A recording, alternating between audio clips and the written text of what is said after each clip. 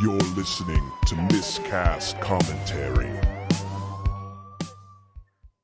Hey everybody, we are here today with radio personality, comic book writer, podcast host of Issue Zero, and if you haven't caught it yet, you gotta catch the entire series of his Star Wars-based Mud 79 radio play, Fred Kennedy, aka Fearless Fred. How we doing today, sir?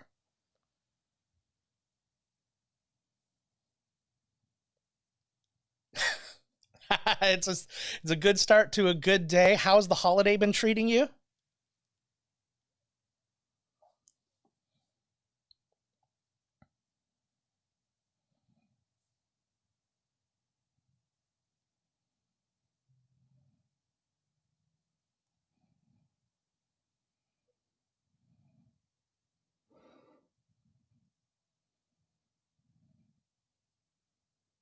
Person leaves, okay, that afternoon we pack, then we go here, and so it can be almost overwhelming with all the things to do, whereas this year it's just been very relaxed. We went tobogganing. Oh, Pretty nice. good. Yeah, I took the kids out all yesterday. the little things that we squeeze in, now we're just doing, that's the day. That's good. And it's a nice kind of just relaxing, pleasurable end to such a nightmare of a year, eh? Yeah.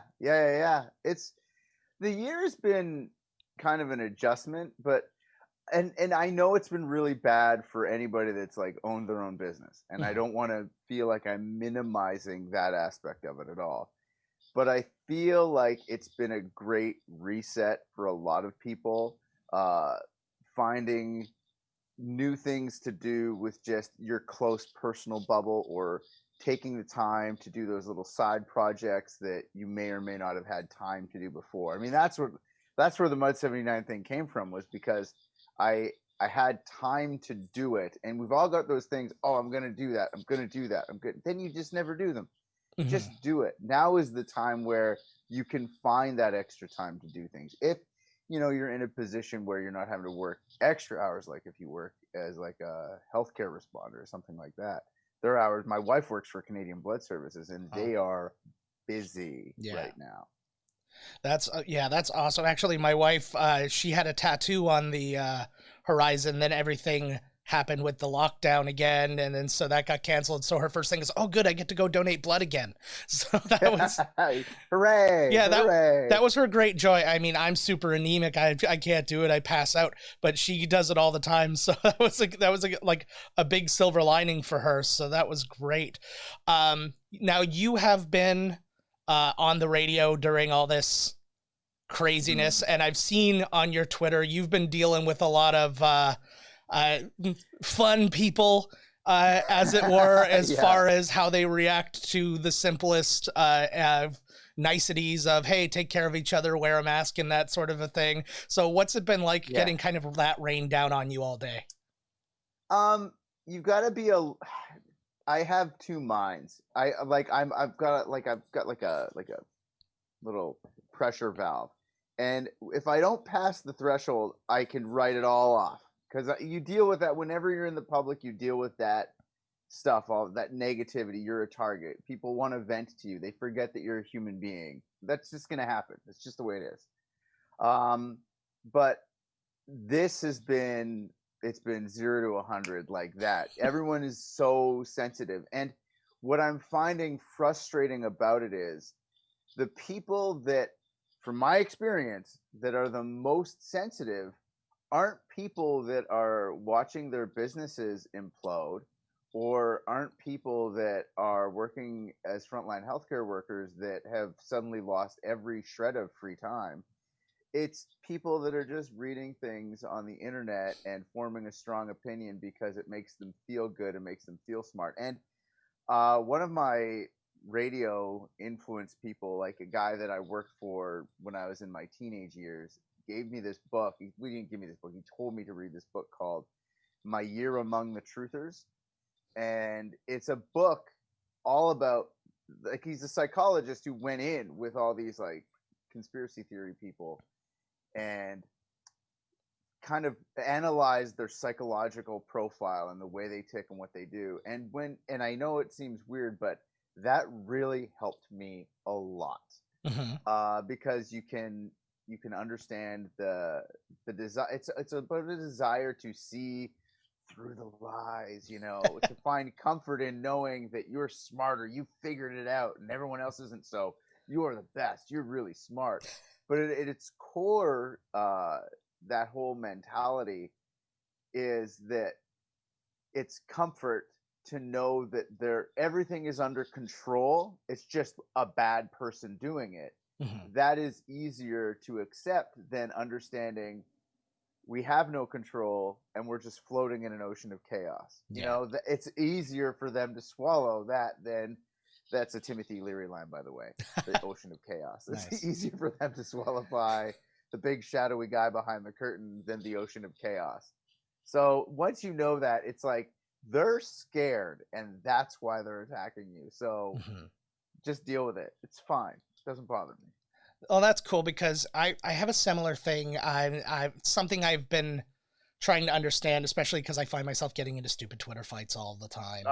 Yeah. And so I've been trying really hard to understand that. And my co-host, who wasn't able to be here because of everything going on, he always gives me shit. We sit down and I'm like, oh yeah, I got into this stupid Twitter war about even the dumbest thing, like the Snyder Cut. He's like, why do you let yourself get into that? And is like, just think of where people are coming from. And with this, I've really sat down and thought about it, and it's exactly that. It's just a loss of control. And if there's one thing that they feel like they can control, then the loss of control, that's really it. That hits it on the head. Yeah, so it's been really crazy, but I think I've calmed down, and I think I've spent more time with my kid. I've been off this week with my kids, and I've done very little of any of that, or if I read something like that, I've been able to blow past it.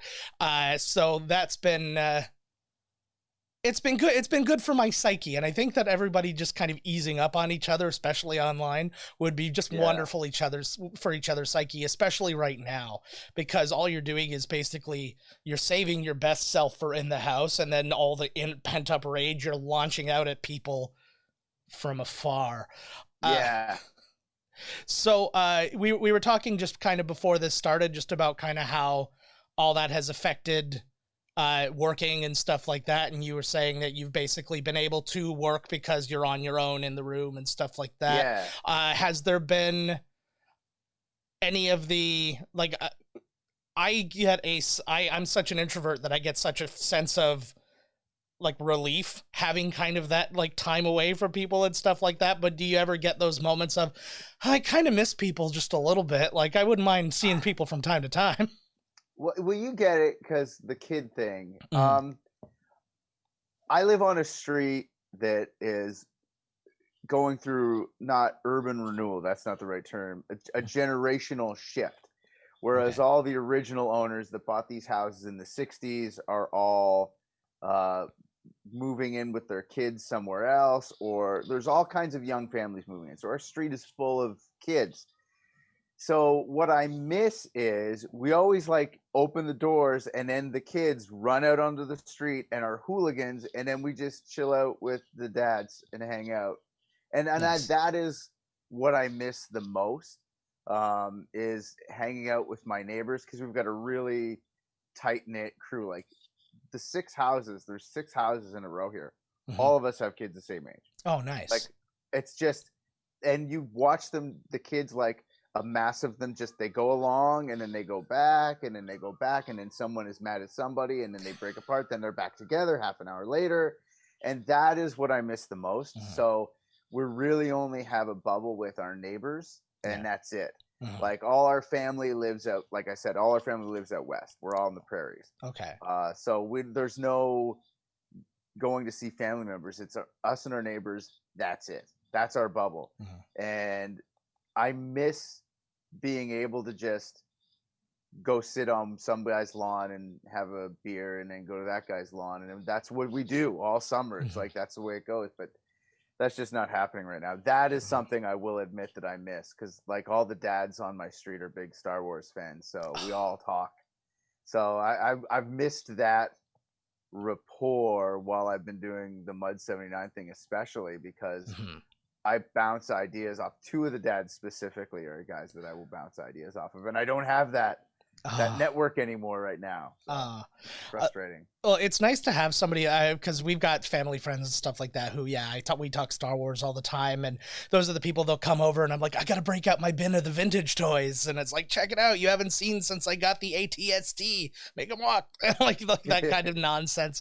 But yeah, it's been tough. It's my hope that I mean, it's a thin hope at this point, but it's my hope that by the time that summer rolls around, we might be in a situation, we'll be in a situation where we can be amongst each other again, at least in a more raised capacity. And I think by the early fall, and this is just something I've heard consistently with people I know that work in the healthcare field, like nurses and doctors at hospitals specifically, both here and one of my friends' wives up in Barrie.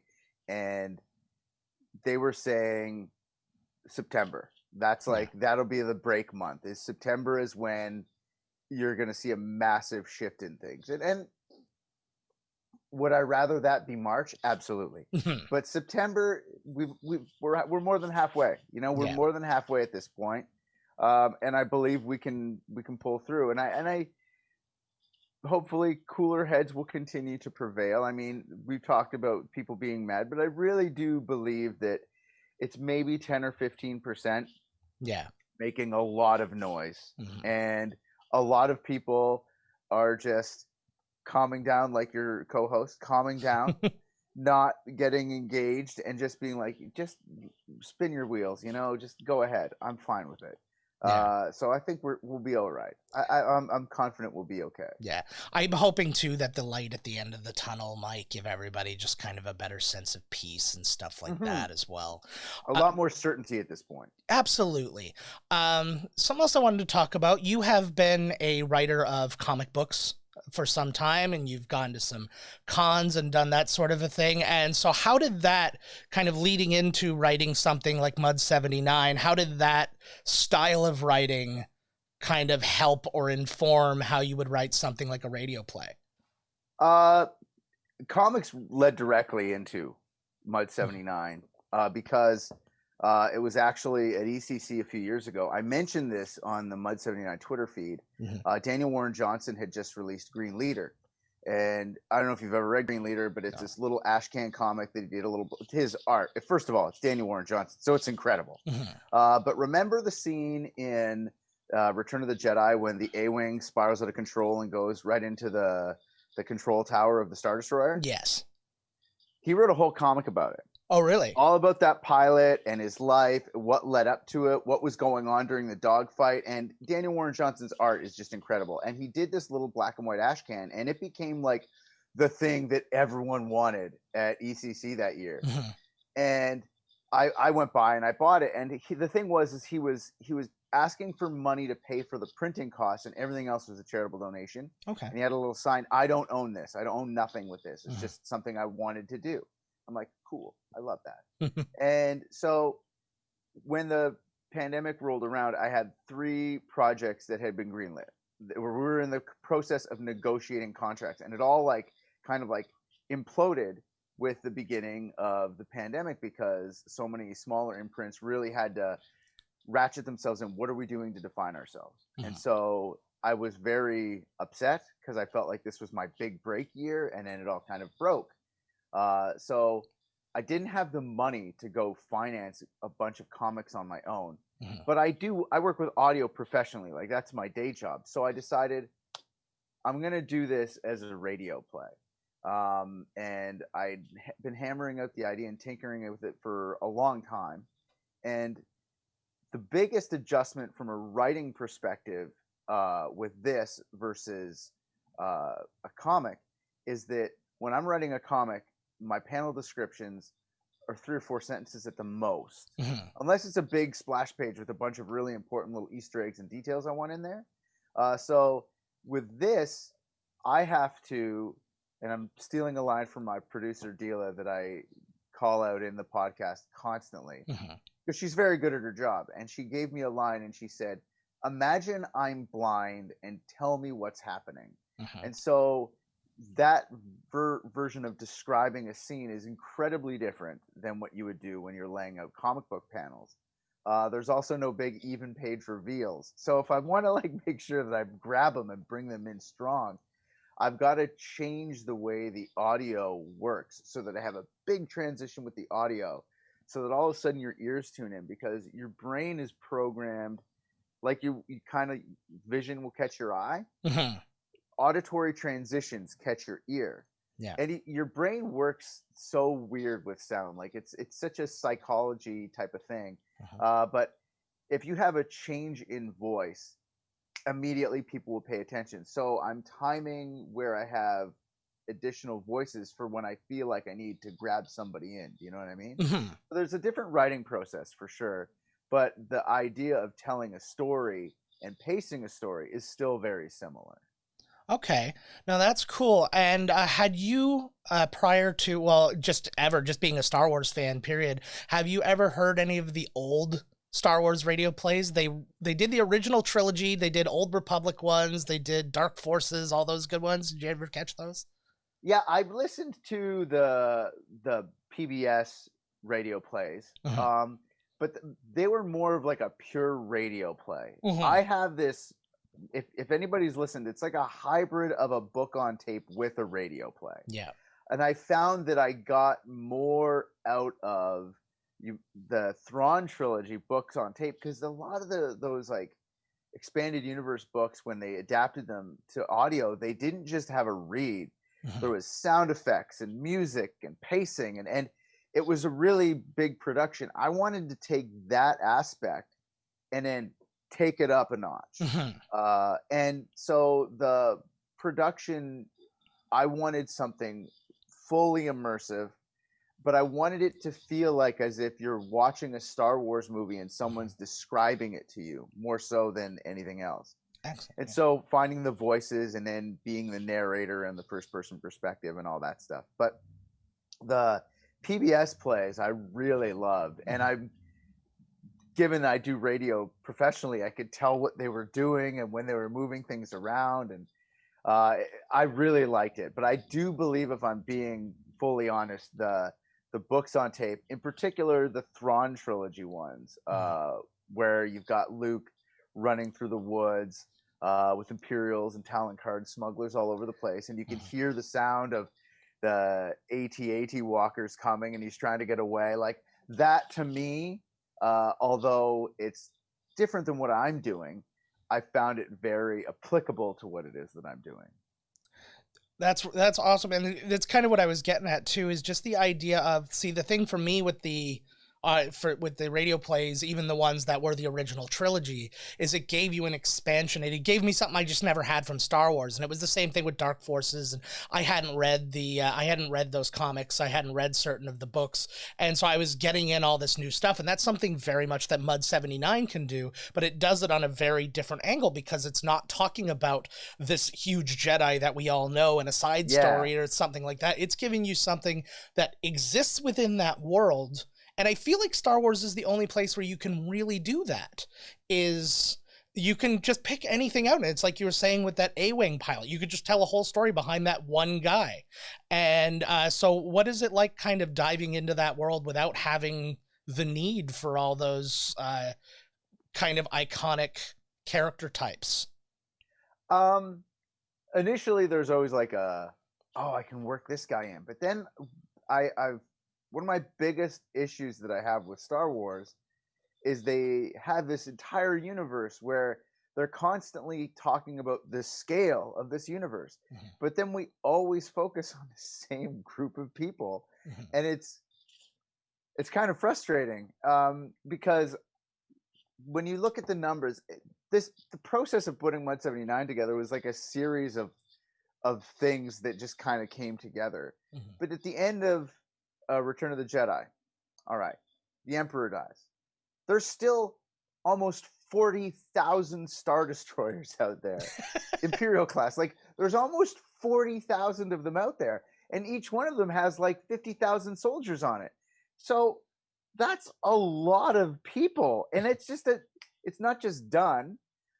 So all of those people, like all the stories you can tell about that, and there's this watercolor painting by this Italian artist, and it's of a scout trooper. And I know that anybody who's searched for images of scout trooper has seen it. I forget the name of the artist specifically, but it's a scout trooper, and he's in the rain, and he's muddy, and he's leaning up against the tree, and he's holding binoculars, and he's got the rifle in his arms, and it just has this air of desperation and defeat.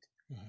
And the initial idea for Mud 79 was of a scout trooper at a small outpost on a planet after the Empire was falling apart, and it was, hold the line, boys, this is it. Like, we stay and we fight until we die, and that's the end of it. And that was the initial concept for the story, was based off of that painting, because it's so great. And there's another painting of it's a stormtrooper, and he's curled up on a ball on the ground, like looks like he's defeated, and desolation around him and whatnot. And there's such humanity in those pictures, and I feel that that's the thing that has been desperately missing from Star Wars, is the humanity of the Imperials. They're always just a bunch of tropes crumpled up into a ball and thrown somewhere. And I think that is what makes the Mandalorian stand out so much, is that there's such a spectrum. Like, we're rooting for a guy, and people forget it, but we're rooting for a guy who, in the very beginning of the series, gives scientists a baby he finds. Like, that's the guy that we're rooting for. Like, yes, he goes back and gets him, but at the time, there's no he's like, here you go. Okay, here's my money that I got for it. It's like, and that to me shows the concept of a redemption arc, which is the most powerful storytelling vehicle. I think it's my favorite, the redemption arc, like the great fall of humanity. And so I wanted to tell a story from the Imperial perspective that wasn't about these awful individuals that are like, hey, how was your day? Yeah, I ate some babies. You know, like, I didn't want to have, like, that's what I feel they do.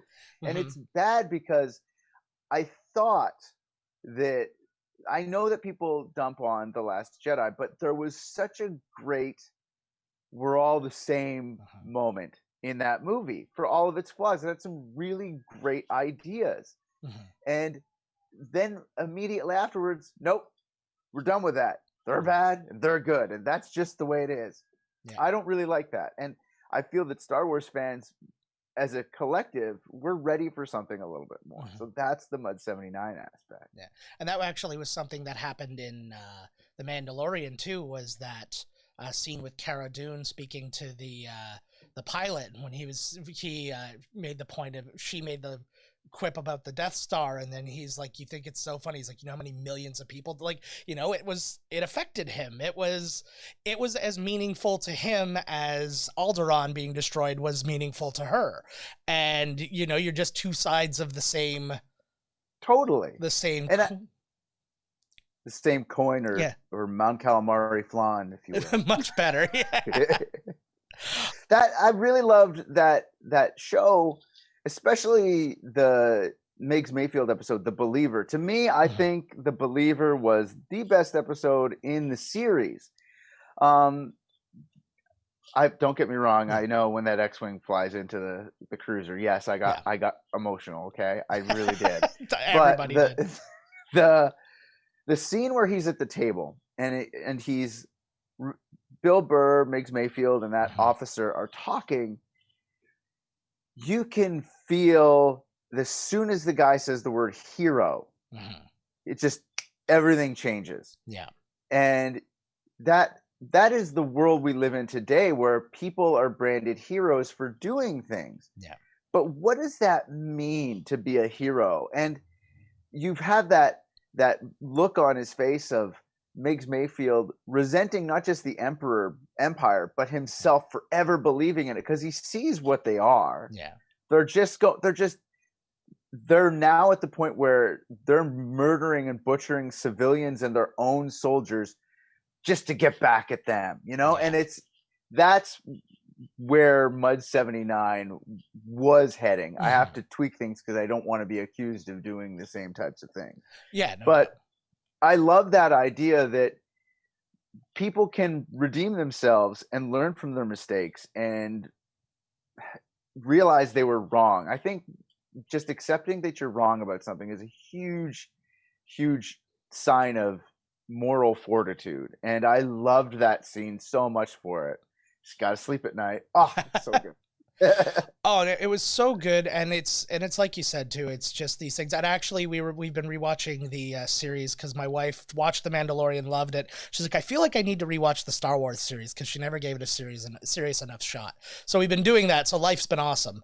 But one of the lines that's in the crawl for Empire Strikes Back, which we just watched yesterday, was there are heroes on both sides, and that made me think about that a lot, and it made me think about what you were doing with Mud 79 going into this interview, because you've got this guy who's a grunt in this war, and this, what I wanted to get at is you decided not even to make him a stormtrooper. You like lower than a stormtrooper and all that, but still very much a part of this war and a believer, you know, when it all goes. And so like, how do you get into the mind of that when you're writing that character, when you have, you know, we have decades of experience of seeing that these guys are the dark side, these are the bad guys? Well, we can go back to the scale of the Empire and the way the Empire works. And that the Empire is really just a collection of kingdoms, you know, not kingdoms, but like districts, and each one of them has their own chain of command and their own Grand Moff running things, you know, like the Grand Moff system, whatever you want to call it. And when you look at the scale of that, and you look at the way empires and kingdoms on just Earth have worked, there really is the emperor's at the top, and as long as all the money's coming in, he's not sitting there on the phone calling a supply clerk on an outpost somewhere being like, all right, everyone following you? Okay, all right, everything. Okay, good, thanks. Keep me posted. Like, that's not how it works. He's got bigger and grander concerns. So the Empire, I tried to break it down the way the Roman Empire would have operated. And that is that it's very pragmatic and accepts the needs of the region that it's in, and then keeps it in order. And as long as it's in order over here, no one over here is going to care about it. You know what I mean?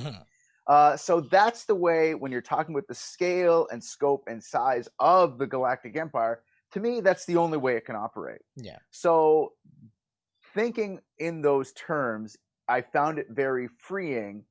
And I started one of the big things I added was alien races being part of the Empire, because from a pragmatic standpoint, they would need to be. That would be just the way it is.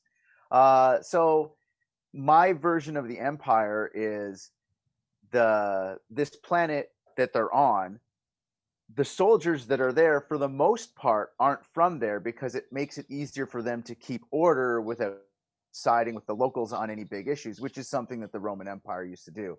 So if you're in Germania, you're keeping order in Germania, the soldiers there are from an area that wasn't necessarily allied with Germania before the Romans came in, because that will keep them from working with the locals to undermine the new imperial authority. So that was like the function of like the structure and building of the Empire. But from a pure character core standpoint, I really did a lot of reading about Vietnam and the Vietnam War, because when you look now in hindsight, the Vietnam War, we're very comfortable with talking about the atrocities that were committed by the Americans in Vietnam. And I am one of those people that I grew up in a military household, and even my dad was very open and honest about they did bad things over there. But why did they do bad things over there?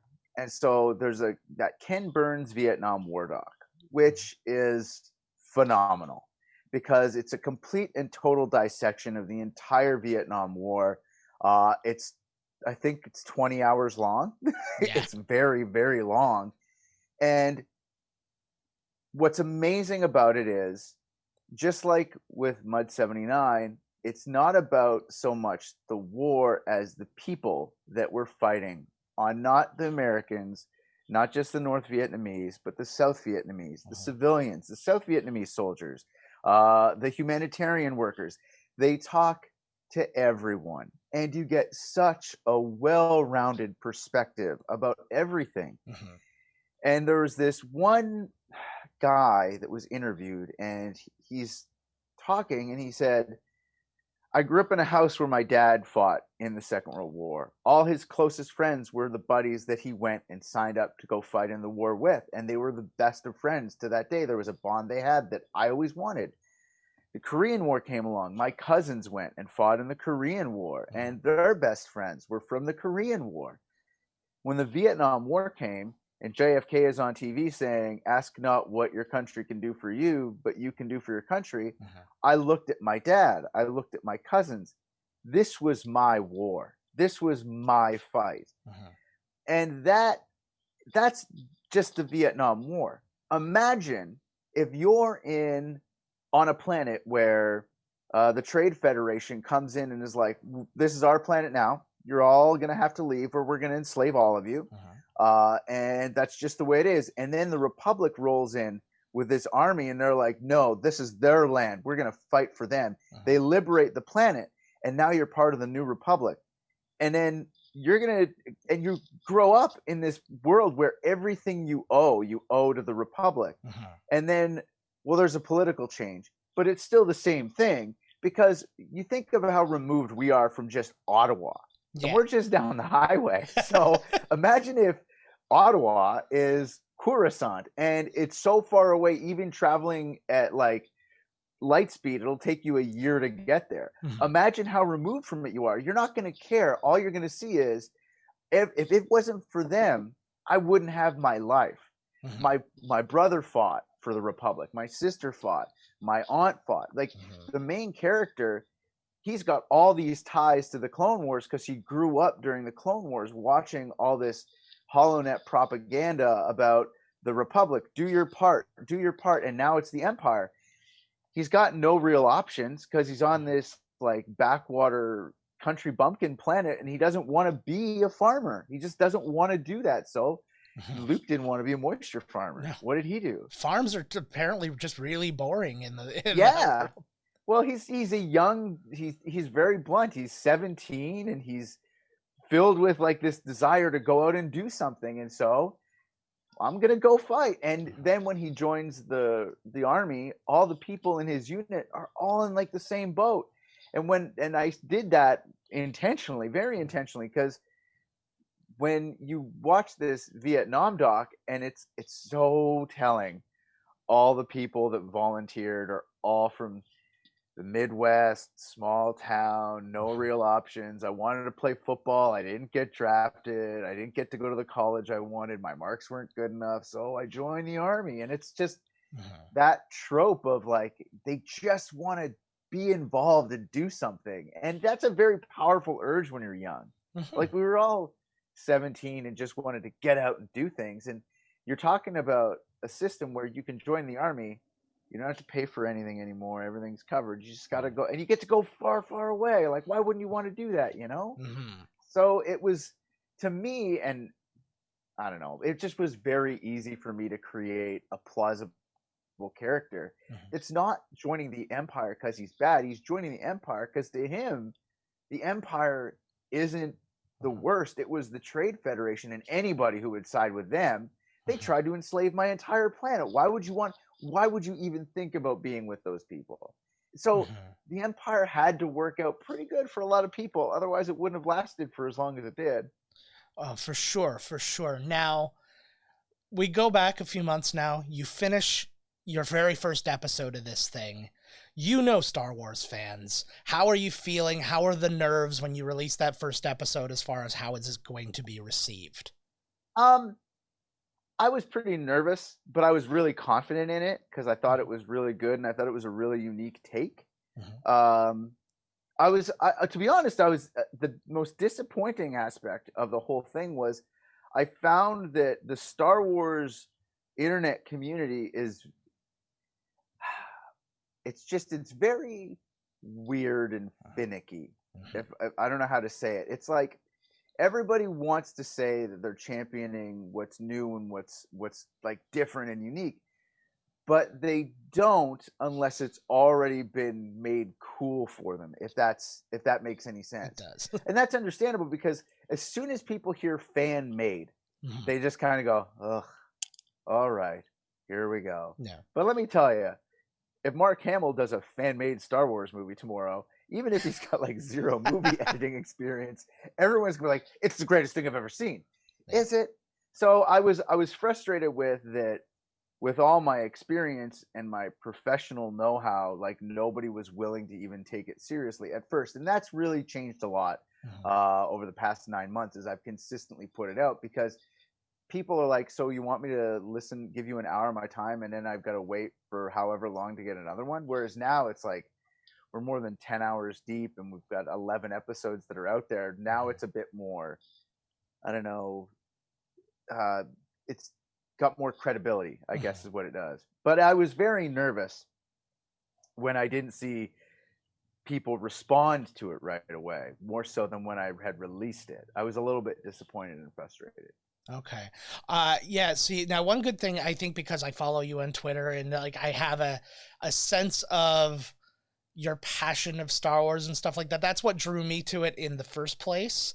I'm 7 episodes deep. I just finished episode 7 2 days ago. Obviously, Christmas hasn't gone, so I don't know how you wrap up in that yet. So I'm looking forward to that. You're okay. Number 8, episode 8 is my favorite. I don't think it's the best in terms of like, I knew where I was, my production skills were able to make it as good as I wanted to, but I think episode 8 is my favorite because we really delve into what I think is the coolest addition to the Star Wars universe with the Disney acquisitions, and that's the Inquisitors. I think the Inquisitors are the coolest concept in Star Wars, and it's just because there's just so much you can do with a Inquisitor. I think they're so rad. Oh, they are very cool.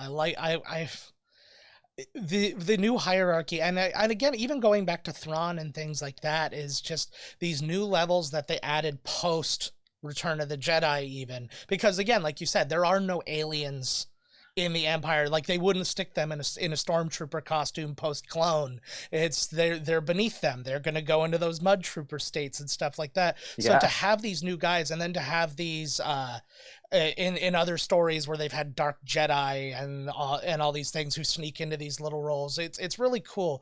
But anyways, what I was saying about you and your passion with Star Wars, and I think something that's really important about how I see that you see Star Wars in your tweets is that you are a very objective and just a base fan of Star Wars, because there's so many people who are like, oh, this is the worst Star Wars thing ever done. And it's like, well, no, hold on, it's Star Wars, it's still awesome. It's still like I think Chip Zdarsky had this line, and it was like, I saw the movie about the space wizards. It was a movie about space wizards. And I think that's what he said. And I was like, exactly. Yes. Like, that doesn't mean I can't make fun of things that happen in the movies. I absolutely can. But I refuse to allow myself to get that angry about a movie that is about space wizards. You really can't. At the end of the day, even when it's the worst, it's still awesome. It's still great. Like, just relax. It's okay. I mean, if you want me to do a critical analysis, I can. But I'm a fan. I don't want to have to do a critical analysis all the time. Yeah. I mean, you do, but I don't let it ruin things for me, I guess is the way to say. Yeah. Well, and the worst thing, and this is the argument I keep getting into that I keep having to get brought down from, is if you did the same critical analysis, if, like, you know, the person who's out there going, Rise of Skywalker is the worst movie ever made, not just Star Wars movie, just the worst movie. I'm like, okay, I want you to go and have a real critical look at the original trilogy, and guess what you're going to find? You don't like Star Wars. Yeah, dude, it's like they're looking for something they want to have happen. It's like they're looking for something in themselves on the screen. Yeah. I don't know.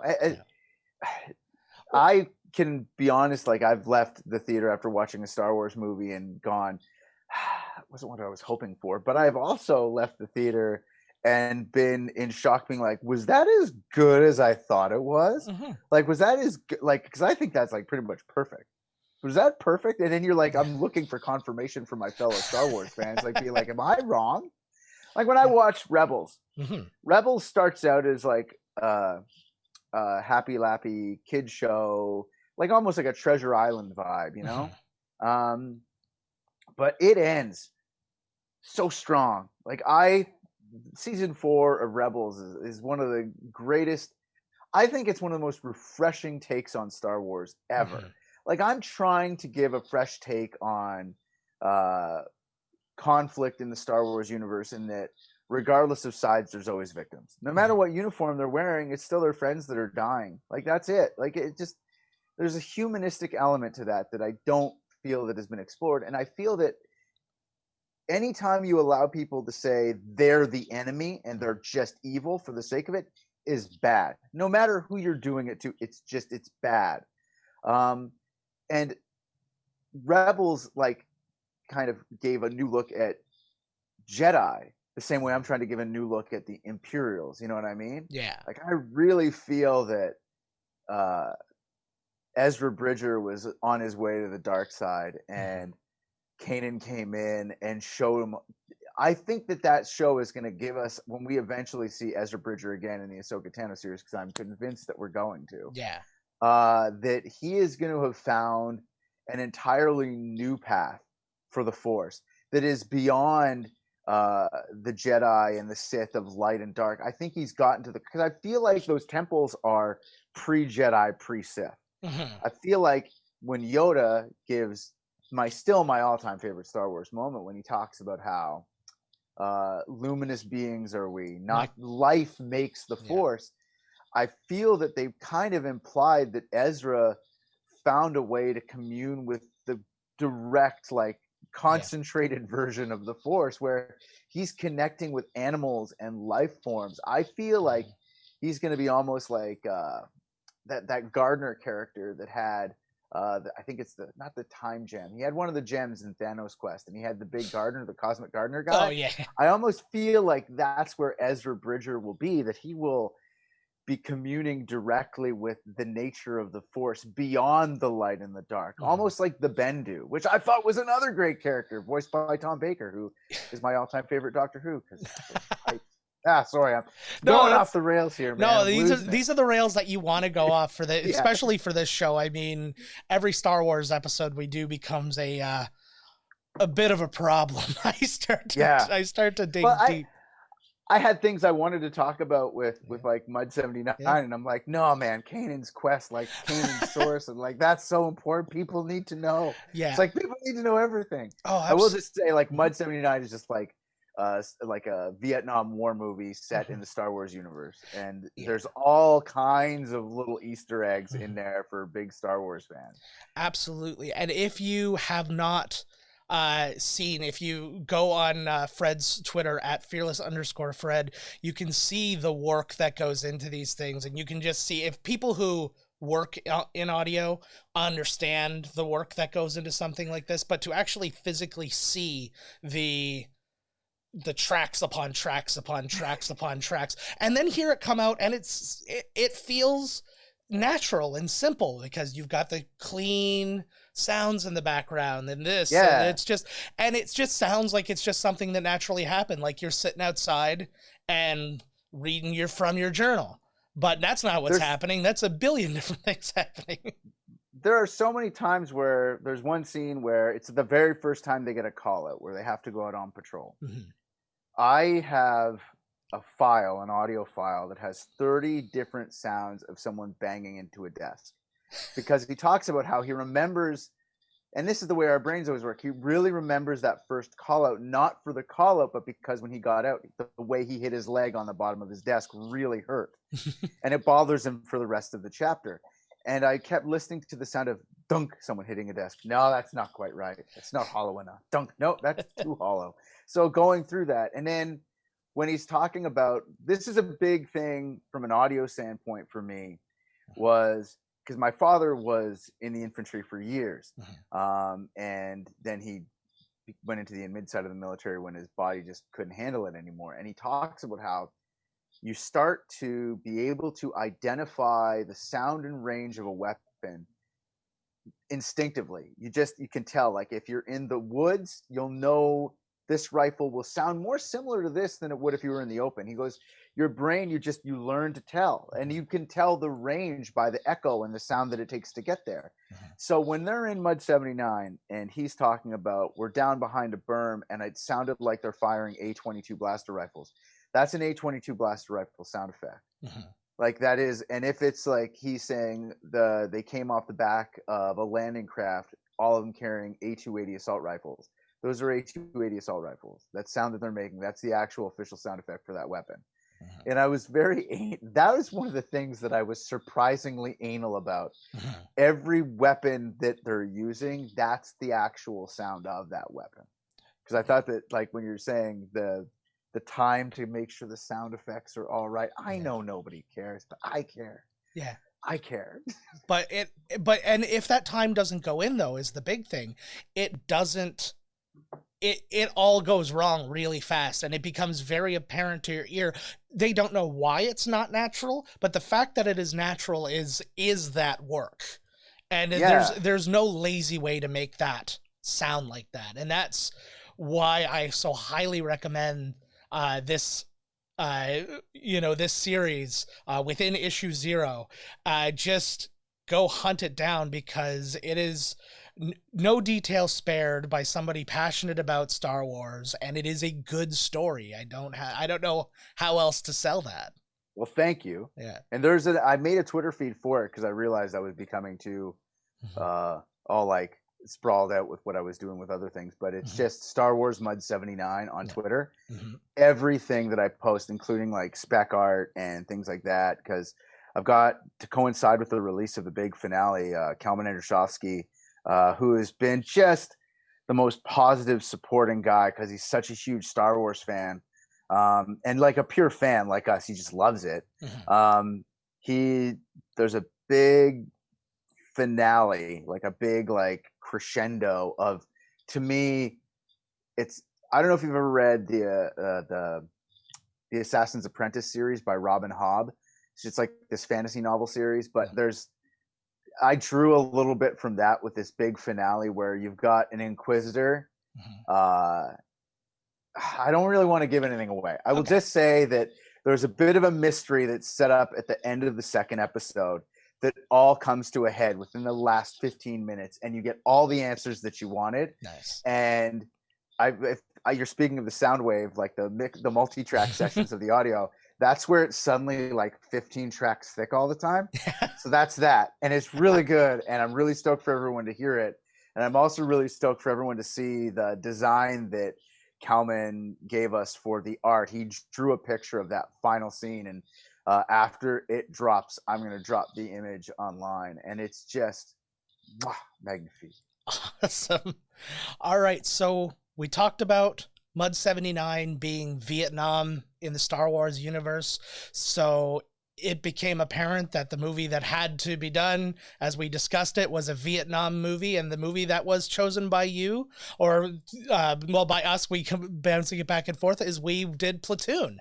Absolutely. What a classic. I rewatched it twice just to get ready for this. Oh man, it was so good. And it's just one of those ones. And what kind of shocked me rewatching it was the fact that I remembered so much of it. I can't say the same for Apocalypse Now or something like that. Like, there's a lot of iconic things that you remember vividly, but like Platoon, I can go moment for moment, like from pulling out the shitters all the way to yeah, it's such a great movie.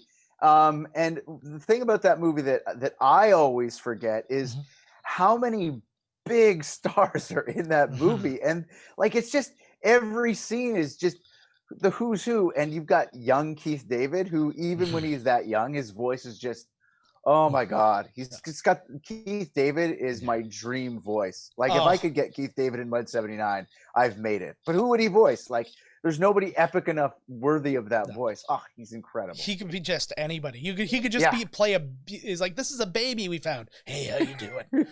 Like, Yeah. oh, he's just brilliant. And like you said too, it was a super young Johnny Depp and your Willem Dafoe and Scarface Tom Berenger, young babyface Charlie Sheen, obviously. Yeah. Forrest Whitaker. Yes. Like, it's just another guy who dips into the Star Wars universe at some point. So just, yeah, so good. But one thing that it deals with that actually you guys deal with a lot in Mud 79 is class in the military, really. Because like, he is a rich kid who goes to war, while all these other guys are the poor kids who go to war, very much like your guy, who is just, I got nothing else. I have no other option. What is it that's so important when you're telling these stories about class in the military, like, and really exploring that as to what makes these people besides just I have no other option? Like, what makes them be who they are? What's cool about the story is that he is a believer. Like, Charlie Sheen is Chris, I think his name is in the movie. Is Chris. Like, he is a believer. Like, he truly does believe that it's his duty to go do his part for this country that has given him so much. And I don't think that is a unique sentiment amongst rich kids. I think that is a unique sentiment in that story. And the more reading you do about the Vietnam War, there were a lot of issues with only the poor kids being drafted, and not just being drafted, but having no way of getting a deferment out of the draft. And so they had no other option. Whereas if you're rich and you're going to university, or let's just say you've got bone spurs, then you don't have to go fight in the Vietnam War, no matter how many times the draft board comes after you. And I think that what I love about that movie, that I do feel was almost a little bit, I'm a bit cynic when it comes to that stuff. I feel like he was accepted really quickly. Whereas if I had been working on a story like that, I don't think he would have been as accepted as readily and as quickly. Because when the big turn in the movie for his character is when he gets hurt on that patrol, and you're kind of left wondering if his fellow soldiers blame him for falling asleep, even though it wasn't his duty to be awake at that time.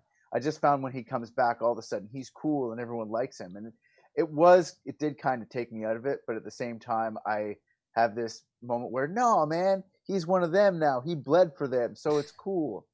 Yeah. But yeah, I think I really loved how they touched on that, the poor kids staying in. And then you've got the lieutenant who's really only there to look good on his resume kind of thing, It's just a great movie with the stories and the characters. And yes, the classes 100%.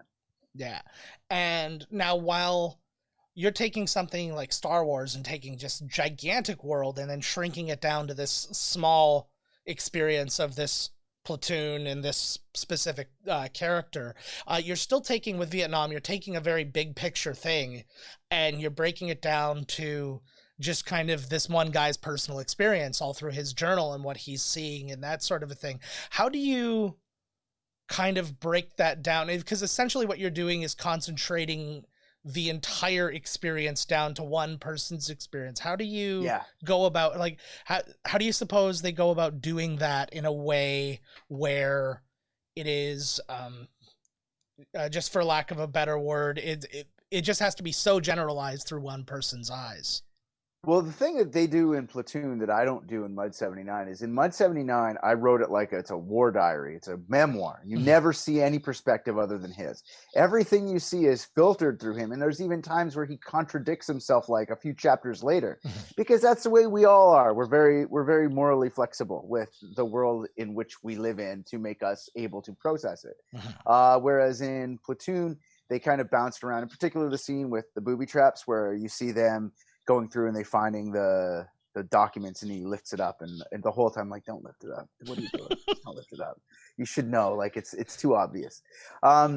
There's also some scenes where you're privy to the planning session with the lieutenant and the sergeants. You're privy to some discussions with the officers.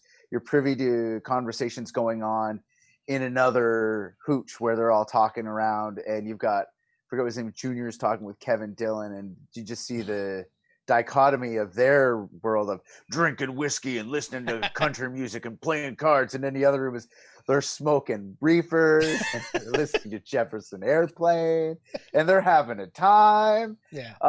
Whereas in my story, you're only going to see the hooch where they're all doing the drugs. Yeah.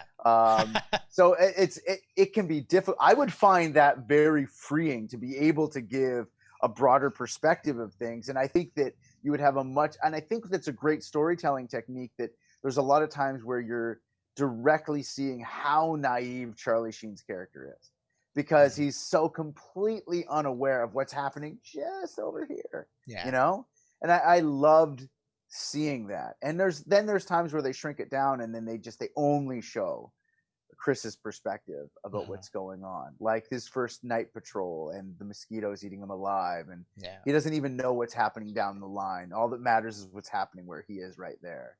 I love that that way that they shrunk everything down while at the same time pulling the sights back just a little bit, but at the same time it's so closed and so focused, you only ever think of the North Vietnamese as the bad guy. And I think it gets very Star Wars in that perspective. I think there's a lot of similarities between a movie like Platoon and a movie like Star Wars. And I think that you could easily take that movie, set it on a planet like Endor or Felucia, and put them all in rebel uniforms, and I think you could have the exact same movie. You know what I mean? Yeah. Because I guarantee that they're not everybody working for like you've got your Saw Gerreras, you've got your Tom Berengers. You know, I mean, like they're not there to go out and make friends. They're there to kill the enemy because they need to die. Yeah. That's it. You know? And I often wondered about, like, if we want to talk about like motivations of characters, can we give a spoiler for a movie that's 34 years old? I think that'll be just fine. Like, I wonder often if Tom Berenger taking down Willem Dafoe in the jungle he was worried about his career, or he was worried he wouldn't be able to kill more people. I've wondered about his motivation about that. I've thought about that too, and I think it's the latter, to be frank. Yeah, I think yeah. I think that he thinks that it would be to the detriment of the army, or for him to not be there. Yes, like totally agree. Yeah, you will be hurt if I'm not here. I am actually saving you by keeping myself here, because that's what I do, is kill the bad guys. And that kind of leads me to my next question, which is this respect of authority, because that's really something when you're working in small groups in like this with Mud 79, who they have a clone sergeant and who's battle tested and all this stuff, and then you've got your Elias and your Tom Berenger, whose name just completely escaped. I think it's Blaine or Blair. There you go. Like but yeah, so you have those guys. Those guys have done shit, and they have earned, like, like they have earned the respect of the guys to the point where, yeah, that guy's an asshole, but I'm going to listen to him because I'll come out alive if that's the case. Yeah, it's funny that you're bringing up something that when I rewatched Platoon, was a big glaring issue for me. In Mud 79, there is a definite fear and respect of the cloner LT. Dev Orto is his name, because he now has a name, because he won battle honors on a battle at Ordo Plutonia. That's where it came from. And he gets into that in the final episode, by the way. I talked to my dad about how they deal with PTSD with combat soldiers, where you're not falling off, but you're on the verge. Like, how do you address that from a leadership? Because he was a sergeant of young soldiers for a good deal of his career. Yeah. So I was asking him about the techniques that they use. And he goes, "Oh, there's a whole handbook about it. Like, it's something they're very aware of. Good leadership techniques." And so when he's got the LT, he's immediately credible to them, because they all grew up watching Republic propaganda about clones. So there's never a doubt that this guy can handle himself. But he's never a malevolent character like Blaine, but he's also never a compassionate character like Elias. He's very much separated and distinct from them, and he's got his minions who are the sergeants, and the main character really just gravitates towards anybody who's got combat experience to listen to them. And the thing that was the big disconnect with Platoon and Mud 79 is that there's incompetent leadership within the platoon. He knows there's incompetent leadership, and it's immediately visible. That doesn't happen with my story with his unit. He's fortunate in that because I toyed with that idea of having one or two sergeants be like a Blaine or an Elias, but it didn't work because there is no plausible way that cloner lieutenant would allow it to happen, because he's got an early designation. He's a combat veteran. He's got a cloner's dozen, which means he's a marksman. All these things. So for me to then introduce a character that didn't go by the book, he wouldn't allow that to happen. And I'm not saying that like he would frag him or kill him in the middle of the bush, but he would get it under control, which is a testament to his leadership. So I really focused more on the lieutenant runs the show, the clone lieutenant, and then everything else just trickles out to him in terms of filters. And it's only really in a combat scenario do you see like his squad sergeant Gentala, voiced by Marilla Wex, who's just out of the park. That's really only time you see them giving orders is when they're disseminating the orders that have come from the LT already. So the leadership, there's a definite respect of leadership, but as the story evolves in the second season, there's going to be new legions and new units on the surface that maybe are not the same. And we did introduce a character. We soft introduced. He's why can I not think of his name right now? They're the blue guys. They're involved in the Battle of Orto Plutonia and the Clone Wars. But there's a new sergeant that gets introduced. It's in the sixth episode he's introduced. He is going to be very much a Blaine character that is kept on a short leash by the LT. But a guy like that in a combat situation has his uses. If he's a tool if you use him properly. And there is going to be I've already planned it out, and I don't want to give anything away, but there is going to be some very much like, is this the right course of action? Well, it's not the right course of action, but it is the necessary course of action moment. So we'll get to that. That's going to come. There'll be some very platoonish moments. Nice. And that's very much, and that's what I saw in those guys in leadership. Because, like you said, they're not in any way by the book for sure, but they're these guys who these young kids look to, and especially on their particular cliques and sides, where they're like, I know if I follow him, I'm going to come out of it in one piece. And it's like what that means for me as far as my career doesn't matter so much as what it means for me coming home. But I also want to give a lot of love though to the actor who voiced Dev for you, because he channels a Tamara Morrison at a time when Tamara Morrison's back and comparable. Dude, so getting the cloner lieutenant's voice. Oh, that was so. I don't think all clones have a New Zealand accent. I'm going to throw that down. I don't think it makes sense for them all to have the same accent, the same voice. Yes. But not the same accent, because accents are regional. And I have argued on other podcasts that I think that if you went to a different cloning facility, you'd find a different accent. I don't think they'd all talk the same. So when I initially was starting it, I was going to have my buddy Tej do the voice of the cloner LT, but it just he was very honest. I don't think my voice is the right one to carry that, and so I was like, I'm not feeling the punch, because the first time you meet this lieutenant, the soldiers are all sitting around talking about whether the Jedi were even Jedi or not.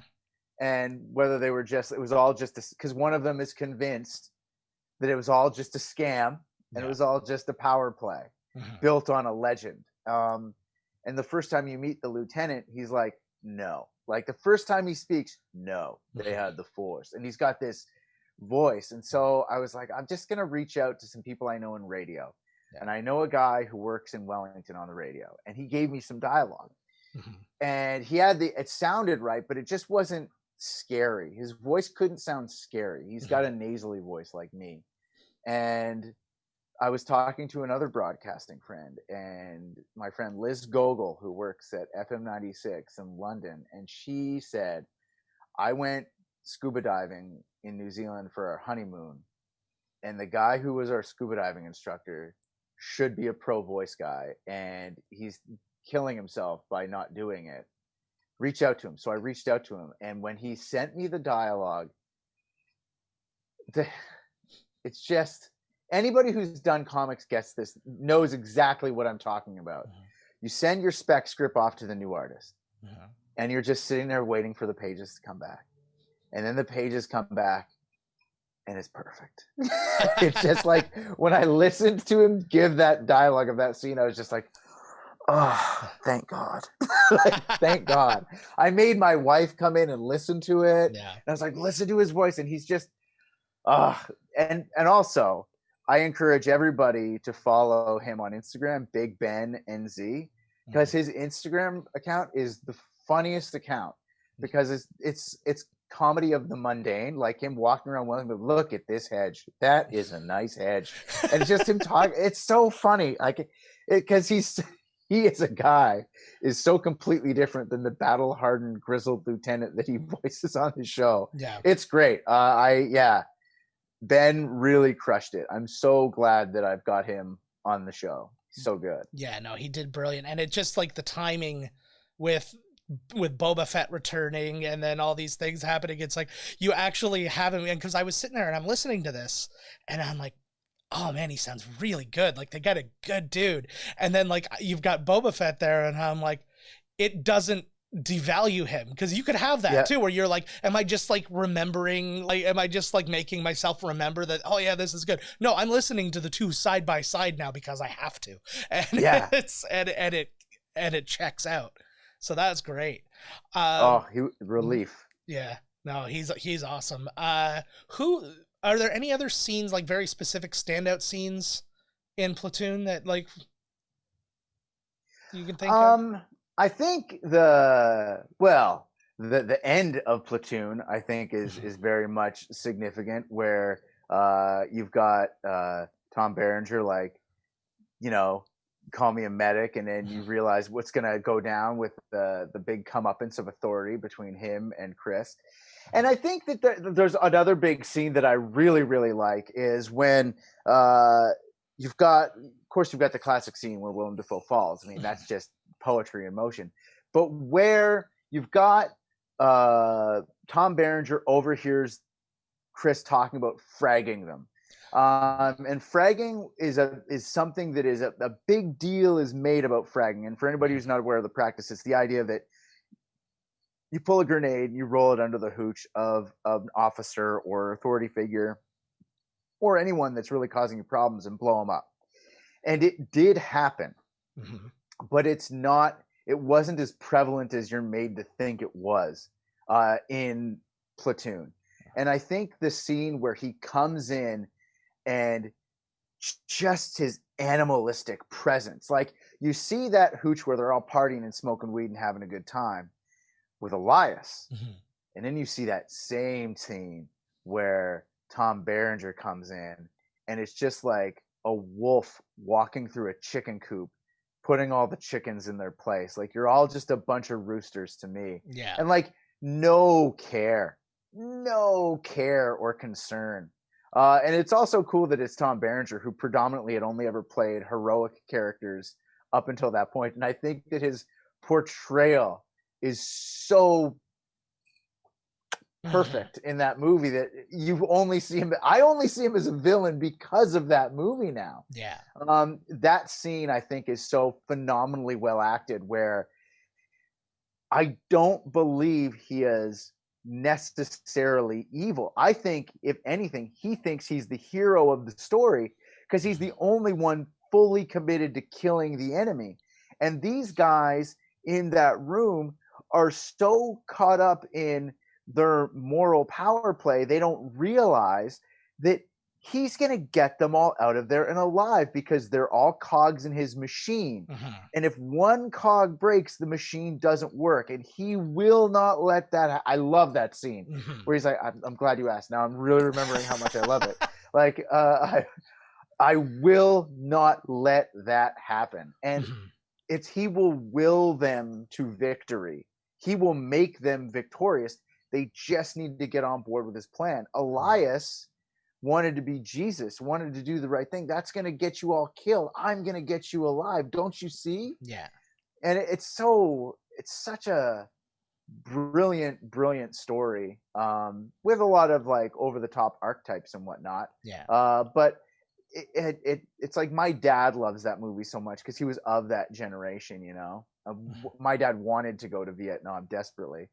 He says he's very glad that he didn't, but he actually got stopped at the border. He was in the Canadian military, and he tried to cross the border to go join the U.S. military, and they wouldn't let him across the border. Oh wow! And so that's the only reason he never went to Vietnam. And then, so him watching that movie gives me a very unique perspective on things because my dad's so in that world. But yeah, that scene where Tom Berenger comes in and rips into them in the tent.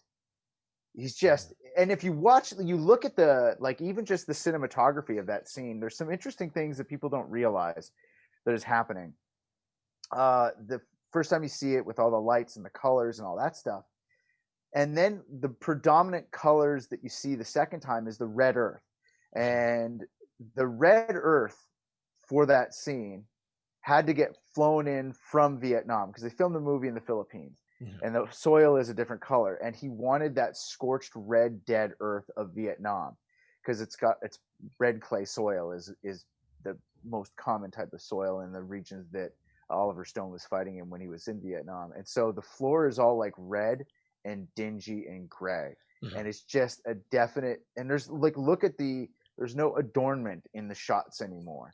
And even if there is, you're not even seeing them because all you see is this menacing Loth Wolf Tom Berenger moving his way through the barracks. I love that scene so much. I went off there and I apologize. No, I love that. It speaks a lot to, and it makes me think a lot too about the difference between how like Vietnam and World War II, and I mean, yes, obviously they're much different animals, but how they are portrayed in movies and stuff. And like a good thing as like the brotherhood in these, like if you watch like a Saving Private Ryan or Band of Brothers or something like that, there's this tough group of people, like this tight-knit group of people who have all been through something together, but Vietnam always seems much more broken up and all that. And I know, and they always do that thing too where they kind of break everybody into these archetypes, whereas I don't know, it just feels it feels like America is a much smaller place in World War II, and then it feels like it's a whole world thing because now you've got a saucier over here, and you've got this person, and it's like they're all coming from different planets, like it's like the Mud 79 thing.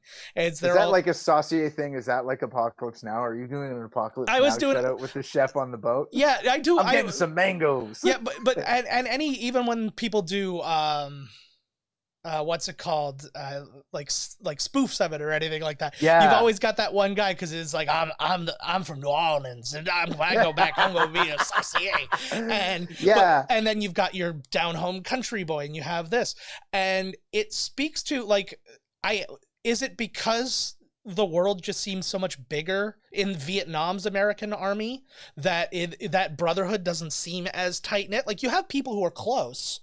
Like, you know, Keith David and Chris are close. And the people they hang with are like that's a group, but then they have like their cliques, and I'm like, is that maybe more realistic of what it's always been like, or is it just... No, I think the difference, so if you take a look at the difference in terms of the military structures with Vietnam and the Second World War, generally speaking, and this goes to the First World War as well, the people that you volunteer with from your area are the people that you're in the unit with, and they're the people that you're going to fight with. There's not as much mixture of units, where when you got to the Vietnam War, it was, you could be drafted from North Dakota, and then you're flown to train in Georgia, and the people that you're training with might be also from like New Hampshire and Colorado. And so they take everybody from across the country. And it was a great sociological, psychological experiment to take everybody out of their home setting, put them in a room with a bunch of other people that aren't from the home setting, and then mix them all around. And you end up with some people that are from the same area, some people that have some familiarity in one way or another, and then they become really tight friends. And then when the war is over, they all go their separate ways and they all go home. Okay. So I think the lack of existence of those friendships that we see from the Second World War comes just the logistics of the way the armies were put together, but also the Vietnam War is different in scope from the Second World War because the Americans were never attacked. In the Second World War, they were attacked, and that's why they went to go fight. It's because somebody attacked them. So now they're all, you hit us, so now we're going. Whereas Vietnam was, you've got a whole bunch of people that are drafted, and then you've got a whole bunch of people that are volunteering, and you've got some believers, and you've got some people that are only there because they have no other choice. Okay. So you're not dealing with everybody going in for the same reasons. So it creates this rift between rifts. So it's a very disconjointed start. So it's going to be disconjointed the entire way through. Okay. But the one thing that even in Platoon that they show well is that when they all got in the jungle, there was very much a sense of if we don't work together, none of us gets out of here alive. And that is the one predominant feature that you consistently see in like Vietnam War movies, no matter what they are, is that I don't have to like you, but if we need to get through there together, I will watch your back because I know you're going to watch mine. That's the one thing that you see the most. And there's actually that Ken Burns Vietnam doc. They get into some really heady issues like there was division within the units because there was the civil rights movement, Martin Luther King being killed, and it caused a lot of disciplinary issues and a lack of esprit de corps is the Marine Corps term that they use. But all these guys that were saying like there were rumbles like on the base, like massive brawls. But as soon as we were in the jungle and once we crossed the wire, we were all on the same team. Like it didn't matter. Like everything was gone. Once you cross the wire, put it in your pocket because we've all got to get here together. And I love that they showed that. And I think that you could do. There was a great TV series, and when I say great, I'm really stretching the term great, but it was called Tour of Duty. And I loved Tour of Duty as a kid. It was on in the 80s and early 90s, and it was about the Vietnam War. And they touch on a lot of those civil rights issues and poverty, rich and poor, and believers and non-believers in the show in as best you can in 1980s Don't Do Drugs America. So it was a good show, you know, but I think that the big differences between the soldiers of the Second World War and the Vietnam War is just the war they were fighting in. I think that's the only real difference is the war that they were fighting in. Okay, now that makes sense. Well, I'll tell you, I'm really, really grateful that you came on the show today to just talk about Star Wars with me and nerd out a little bit and talk about your show. It's just been phenomenal. And then to talk about this movie, which was just also phenomenal. So thank you so much for coming. Where can people find you online and where can people find the podcast and all those good things? Well, if you want to watch me be crass and make jokes, at fearless_Fred on Twitter and Instagram. I also post a lot of Mud 79 stuff there. But if you want to find the Mud 79 stuff specifically, Star Wars Mud 79 on Twitter, that's where I am.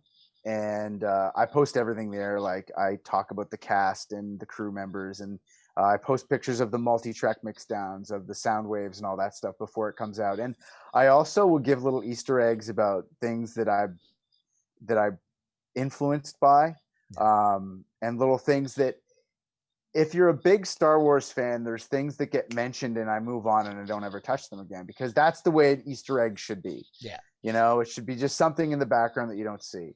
Like in The Believer, which is, we discussed, my favorite episode of Mandalorian. When he jumps on the Slave One, Megs Mayfield he goes, hand me that rifle.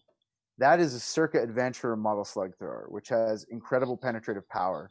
That is the exact same model of sniper rifle that is discussed in the 4th episode that winds up pinning the entire platoon down because somebody who knows how to use it is keeping them pinned down. Yeah. But it is also the rifle that belonged to Aurra Sing, the bounty hunter that raised Boba Fett. And that to me is one of the greatest Easter eggs ever, because you and I have seen that rifle slung over Aurra Sing's shoulder in The Phantom Menace. Yeah. And that's the same prop that was used in the show too, which is amazing. Oh, those are brilliant. I always love those things, and I love when people make reference. If you've seen that Star Wars Galaxy, where it's like the making of The Mandalorian, there's a brilliant bit where Jon Favreau's sitting next to George Lucas on set. They were in the massive, or not the massive. What, it doesn't matter. But they were sitting there talking, and he was talking about the Mandalorian's gun, and he's like, "That's the rifle from the holiday special Yes, that Boba Fett had." And he's like, Canadian connection, both of us. That was animated Yep. by Nelvana. You So betcha. There you go. I bring it up all the time, Nelvana related things that happen here, and it's just it is a part of the company we work for, and he brings it up to George Lucas, and you can instantly see that look on George Lucas's face, like, don't talk to me about the holiday special. And then he's like, it's canon, right? And then he just kind of looks at him, he's like, not really. And just kind of blows him off. But I'm like, it meant something. We just redid the holiday special. It's the second time we've watched it as a podcast for our Christmas episodes. So. I think that the holiday special is what it is. Yeah. But there's two things that stand out to me about that holiday special. Number one, the animated sequence from Nelvana. Oh my God, it's so good. Like with the Boba Fett, it's just like there's some goofy looking aspects of it. Yeah. But it's so cool. Like everything about it is so cool. Yeah. And when the Imperials are searching the home is probably the scariest you've ever seen the Empire. Yeah. Like it's like they are the Gestapo. It's so good. It's so good. Oh, absolutely. It was the first time my wife ever watched it. She always, for our Christmas episodes, watches whatever with me, and that's the commentary. And it was the first time she ever saw it, and it's the first time we've ever gotten one on video. And the look on her face is just priceless, and she just so confused and so wonderfully. We had words after the show. Yeah. All right, Fred, thank you so much for joining us, and next week make sure that you're all joining us. Fred will be back with us, talking, well, in clip form, talking about Platoon. And yeah, thank you so much. I really had a blast talking to you, man. Dude, thank you, man.